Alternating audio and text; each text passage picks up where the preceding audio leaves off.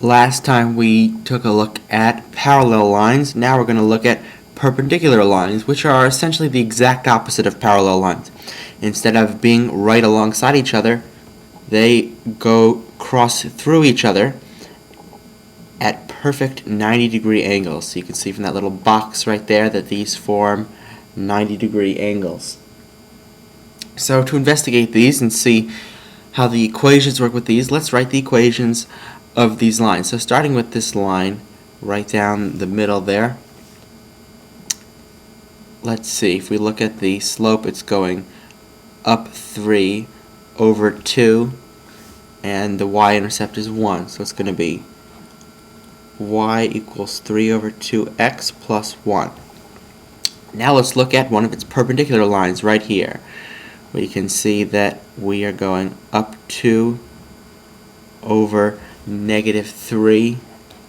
So this is going to be y equals negative 2 over 3x, and also a y-intercept of 1. So first let's look at the slopes of these perpendicular lines.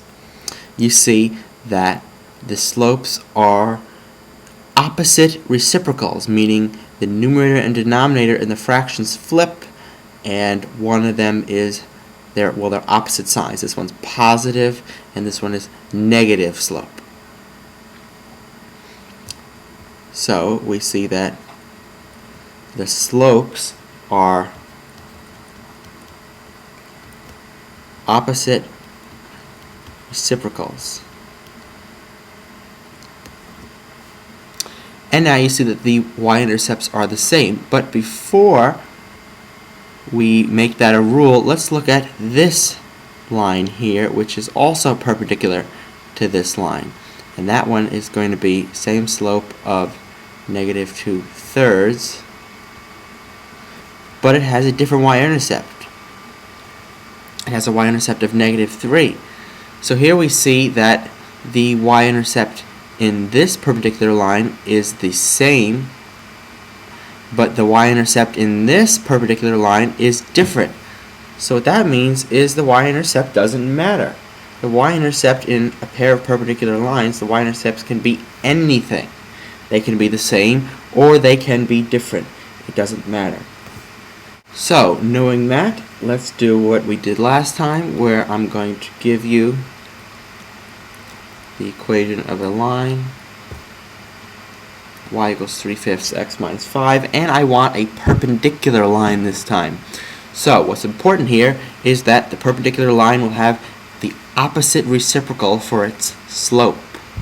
So the opposite reciprocal of 3 over 5, we're going to flip the numerator and denominator, and we're going to put a negative in front of it.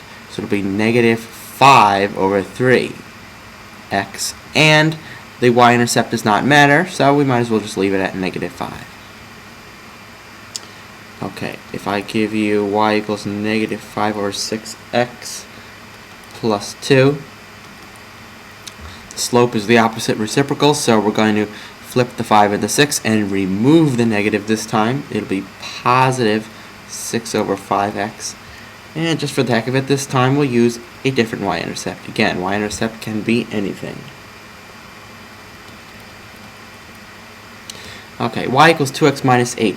What is the opposite reciprocal of 2? Well, we know it's going to be negative. So 2 is the same thing as 2 over 1. So when we flip that for the reciprocal, it's going to be 1 over 2. So the opposite reciprocal of 2 is negative 1/2 x. And let's use a y-intercept of 0, which means we'll just leave it at that.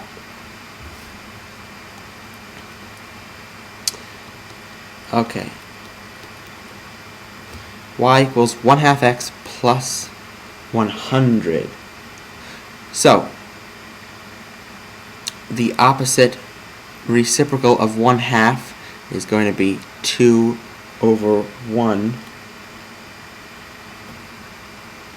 And it's that's the reciprocal. The opposite reciprocal is negative 2 over 1, which is negative 2x. And again, let's just do a different y-intercept. Let's make it 1.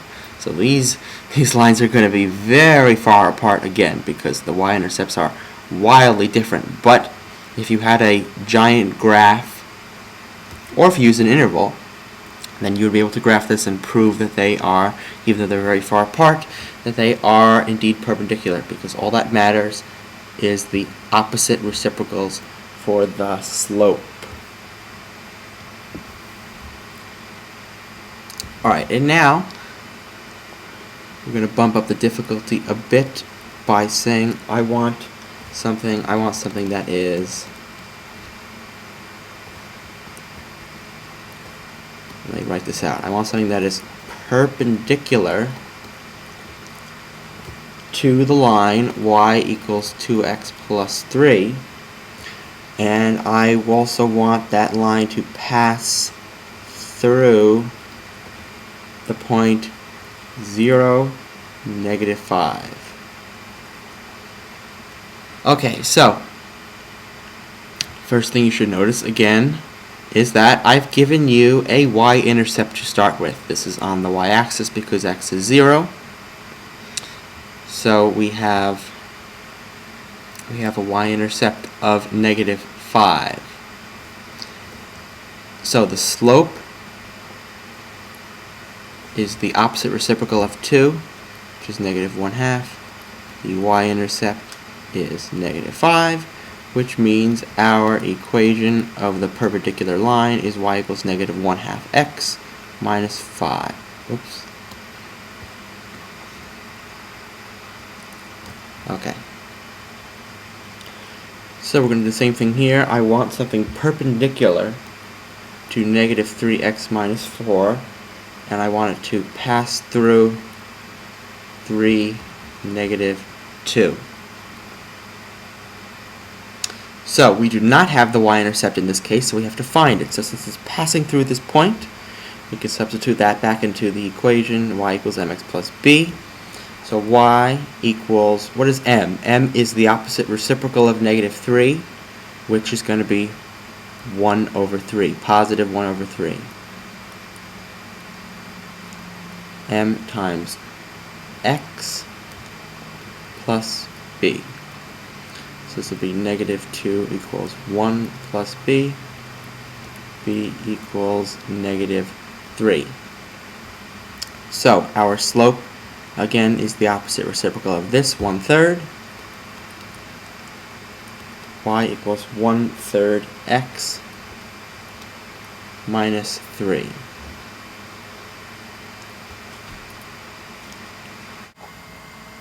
Let's do y equals 1/7 x plus 9. I want something perpendicular to that passes through 1, -7.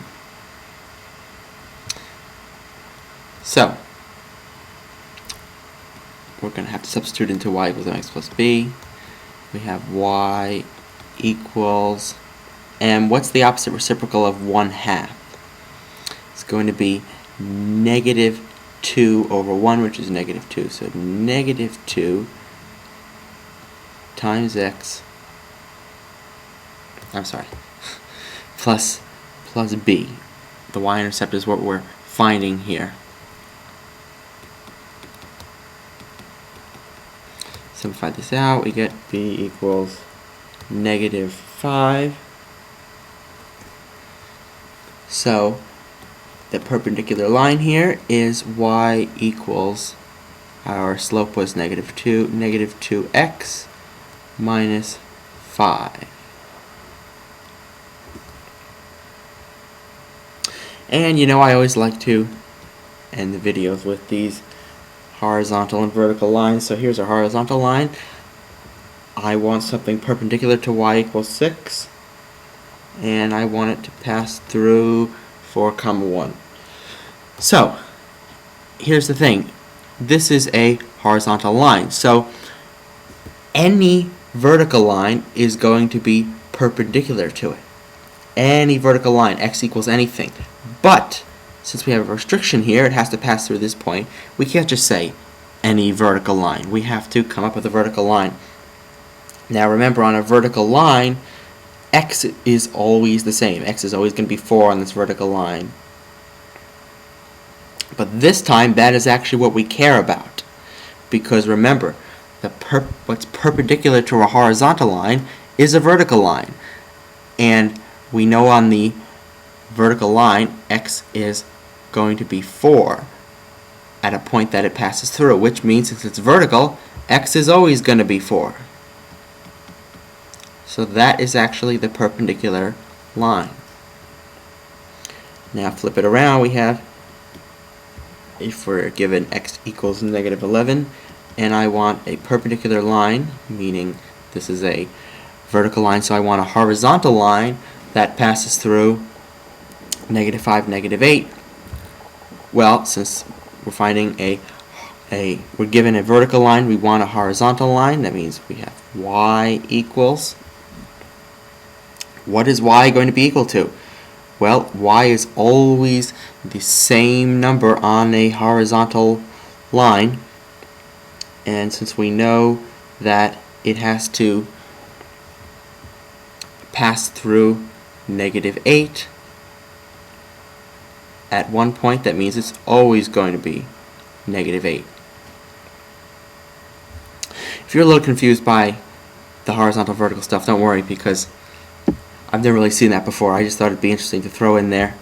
As I always do, want to make these videos a little more interesting. Anyway, this stuff is important though, that you know how to find perpendicular lines given a point that it passes through. And make sure you understand that when you're given a point that it passes through, that there's only one possible line, but if you are not given a point that it passes through and you just are asked to find any perpendicular line, as we were over here, then your y-intercept can be anything. Okay, so that's parallel and perpendicular lines. Now I believe, unless I think of something else to go through, I believe we are finally going to get started with actually graphing linear functions given equations in the next video. So that will be a very important video, so make sure you do not miss that.